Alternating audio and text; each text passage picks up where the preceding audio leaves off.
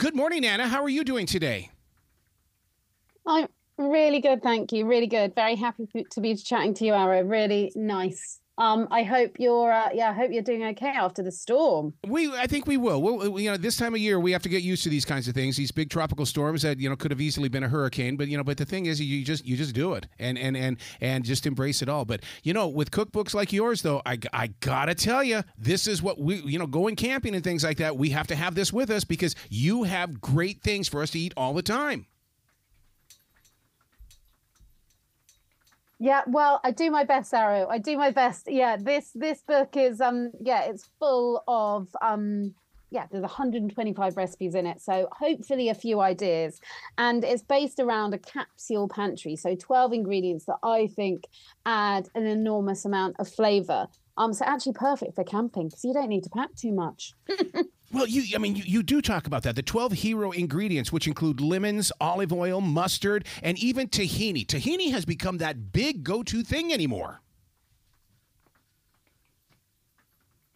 Yeah, tahini is for me such a kind of flavor bomb. It adds so much. It adds sweetness, it adds bitterness, it adds kind of creaminess, it adds depth of flavor, and it adds a kind of richness. So it's one of those ingredients that has so many different dimensions going on, and it just sits in a jar for months and months and months without without asking anything of you. And all these ingredients that kind of really add a lot of flavor very quickly, I think, are great shortcuts to kind of simply cooked but very delicious meals. So why is tahini located in the peanut butter department at a grocery store? Because, some people have told me they put it on crackers and stuff. Yeah, I think it's got a similar texture. It's obviously like a seed paste, and I guess peanut butter is a nut paste, so that's why it's kind of grouped together. But I think they both have really individual flavors, and actually, I've used both in this book because I think to add kind of richness quickly, they're both unmatched.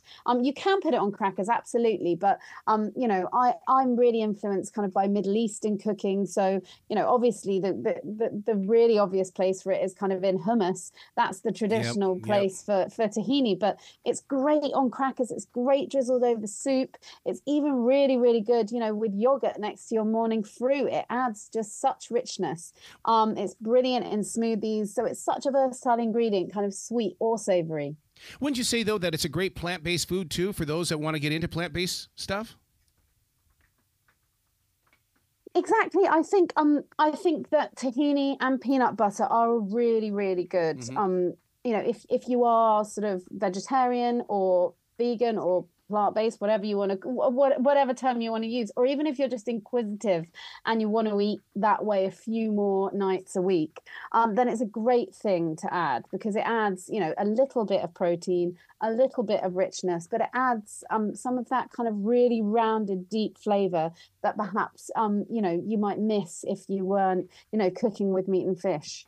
The name of the book is Easy Wins. One thing that I really love about this, it's very easy and simple to do these dishes, but what I love about being inside that kitchen is I like to sample it. So sometimes I like to really take my time and keep others away because I'm sampling it. I love to taste it before everybody else. Yeah, but that is such an important part of cooking. I think that is one thing that quite often people miss. I've got a few friends who kind of cook a dish and then they put it on the table and they're like, oh, this doesn't taste as good as I expected it to. But the first time they're trying the dish is when they're sitting at a table with everyone else trying the dish. And for me, as someone who's worked in kitchens and been a chef, I try all the way through. I'm adjusting the seasoning, I'm adjusting the acidity, I'm perhaps adding a bit of sweetness. And that's really one of the big difference between kind of professional chefs and home cooks is this tasting all the time. It's a kind of creative process cooking. And, you need to be sort of involved in the flavor from the moment you turn the stove on to the moment it goes to the table. So I love that you taste. Well, Anna, I got to tell you, what also is included in our kitchen is that you have to do the dishes immediately because that's part of the process of having a celebration of food. Absolutely, it is, and that's something that I'm really trying to teach my children. Not going that well at the moment, but yeah, I think it's all part of the process, isn't it? And we kind of, we sort of glorify certain parts of cooking, and then we make certain parts of this process, the sort of, the bits that we don't want to do, or the drudgery. But I love putting something good on, on the radio, or some good music on, and doing a bit of washing up, and getting everyone involved. I think that's the thing. If you have people around for dinner, it's not just cooking for them, it's the whole process. Get them to come and help you with the washing up. It seems like the whole world has jumped onto this almond thing where you gotta have my almonds, but you introduce us to buttery almonds. Oh my God. Oh, buttery almonds. So, there's almonds used in a few places in this book. There's some kind of buttery almonds that go on top of a biryani, which is sort of a baked rice dish, which I love, love, love, love, love. And there's so many interesting Indian communities here in the UK that make biryanis in so many different delicious ways.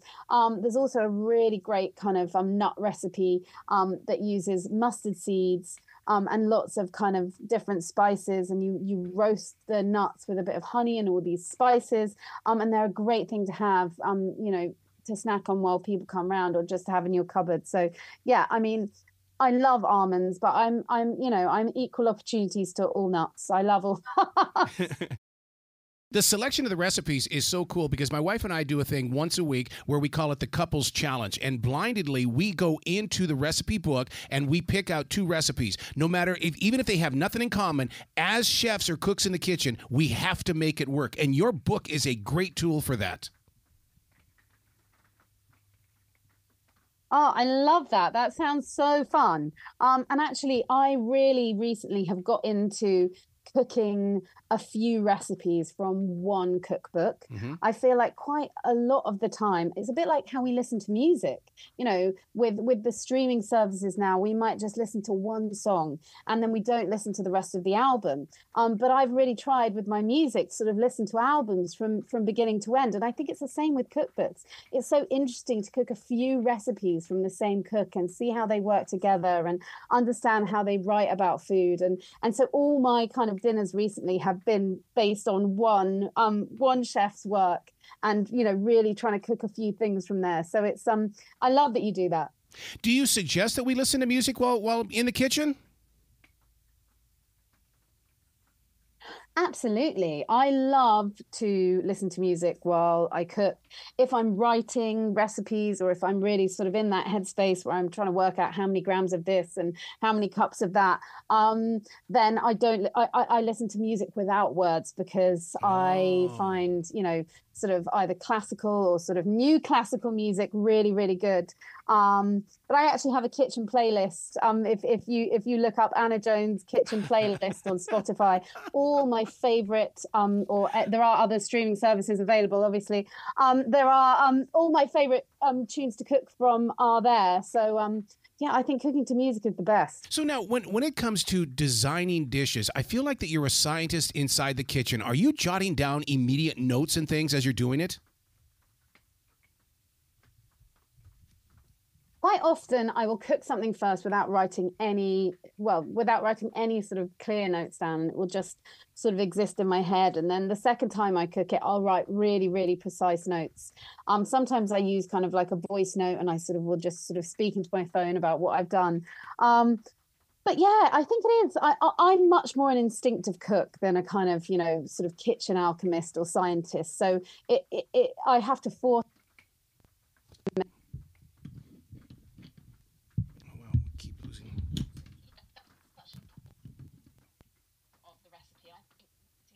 Recipe is a real art. I've been lucky enough to work with lots of chefs and help other people with their cookbooks over the years. So I must have read upwards of sort of 10,000-15,000 recipes by now. So I feel like I've picked up what's good and what's bad, and hopefully I feel like really cooking a recipe should be a dance. You should be moving around the kitchen. You shouldn't be wasting time. You should be doing things in a certain order. And I think there's a beauty to that. But also, if you're cooking a recipe that works, you'll cook it again, and you'll feel good about it. So I really, I really hope that mine do, and people enjoy cooking them. That is so interesting that you say that about following the order, because my wife is very strict on that. I like to jump all over the recipe card. She likes to go one step to the next, to the next, to the next. And I get, maybe it's my ego. I just want to get to that flavor. Well, I think we have the same thing in our kitchen with my husband. He is a scientist, he's a chemist, so he likes to cook from the recipe. He does everything. He weighs out every single thing to the last gram, and he does it so precisely. Whereas I'm much more a kind of turn the pan on to a high heat and tuck everything in there. But it's quite good to have two, opposite characters in the kitchen, because I think I learn from him and he learns from me. It's really interesting. I love to watch people who are really precise cooks. Anna, you speak of using high heat. I get in trouble for using high heat. My wife always goes, "You're ruining my pots and pans. Turn that stuff down." Well, yeah, I'm with you. I think I always I'm the sort of person that's not always in a rush, but I'm always doing a million things. So I kind of do things kind of quickly. So I'm always turning things onto a high heat and starting with a very hot pan. But from there, I will sort of manage the heat and turn things down. But I think that is one thing. Sometimes people are a bit scared of getting their pan super hot. But actually, when you put any food into a hot pan, it's immediately going to cool it down a lot, because of the water in the food, and because of the temperature of the food. So I would say starting with a really hot pan is almost always a good thing to do. So yeah, you've got something to go back to your wife with. You put focus on veggies, and that's something that we've added a lot to our lives. But those things can be a little delicate. You've got to really pay attention to what veggie you're playing with. I think you do a little bit, but I think quite often people think that all vegetables need to be handled very delicately. And of course, like some of the spring vegetables, the snap peas, the asparagus, and some of the delicate leaves do need to be handled quite delicately. But quite a lot of the kind of wintry and autumn vegetables can be really good kind of over a grill on the barbecue. Big wedges of squash or pumpkin on a barbecue or over a flame can be delicious. Red peppers you can stick straight in a flame and blister and char them. So I do think, you need sort of get to know your vegetables and get to know which ones can take a bit of heat and which ones need a bit more care. But yeah, I think you can definitely be brave with vegetables sometimes, and I love to do that. Well, one of the ones that always gets me a little off balance is I want to use the leaves of fennel, because it's so beautiful with all of that fluffiness on top, but yet that's the stuff that we throw away. There's got to be something we can do with that. Absolutely. Well, the leaves of fennel are unbelievably delicious. They're essentially a herb, really. And lots of kind of the greengrocers that supply the restaurants here in London will sell bunches of fennel tops as a herb to use. They taste like dill, but they've got a sort of almost more delicate, more fragrant, and slightly more sort of aniseedy flavor. So absolutely, if you're cooking any dish with fennel, chop those tops off, sprinkle them over at the end, or save them and finally chop them through a salad with lots of lemon juice. They're delicious and brightening. You could use them anywhere you might use dill.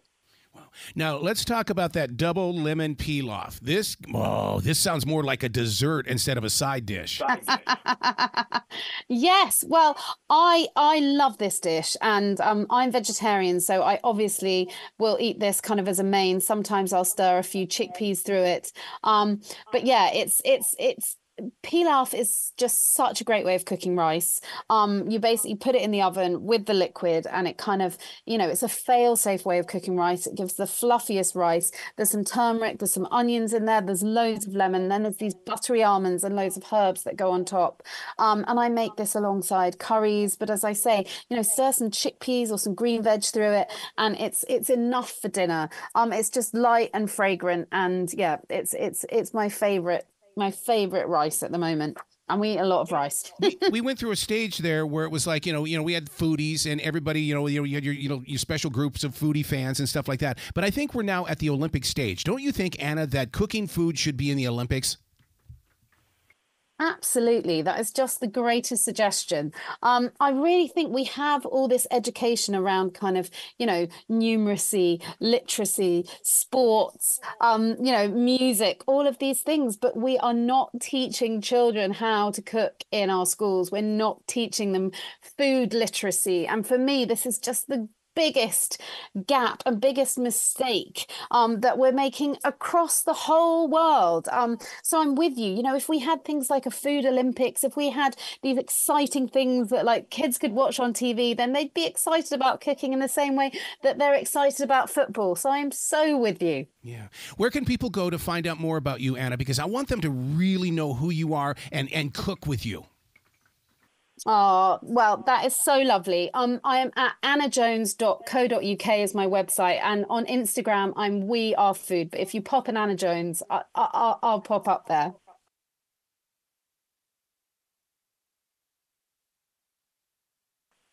Oh, I would love to, Arrow. It's been so nice chatting with you. Will you be brilliant today, okay? Thank you. I will be.